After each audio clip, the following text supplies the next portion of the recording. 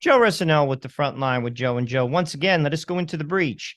Let's go to Birmingham, England, where the UK pro-life activist Isabel Vaughan Spruce, who was just acquitted last month on charges related to praying outside an abortion facility, was arrested again for silently praying outside of another abortion center.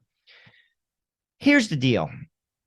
When are police officers, because we're seeing things like this happen in the UK, in Canada, in America, when are police officers basically just going to say, listen, I'm not going to carry out that law. It's unjust. I'm not going to do it. In this case, that's exactly what should have been done.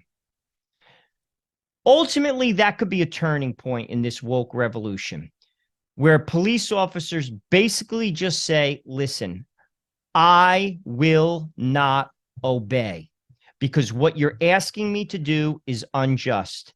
And frankly, you can't just use the excuse, well, I'm just doing my job, to do something that's unjust. It simply doesn't fly.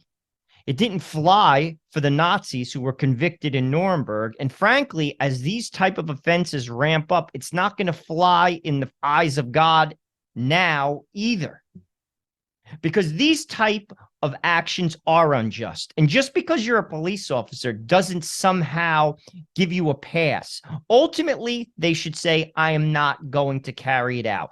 And if enough police officers did that in Canada, in the UK, in New Zealand, in Australia, in America, and in Europe, who are all under the clutches of tyranny and this woke ideology, if they just simply said, I'm not going to do it, and they did it in mass, that would put a big damper on the woke revolution. And ultimately, that could be a turning point.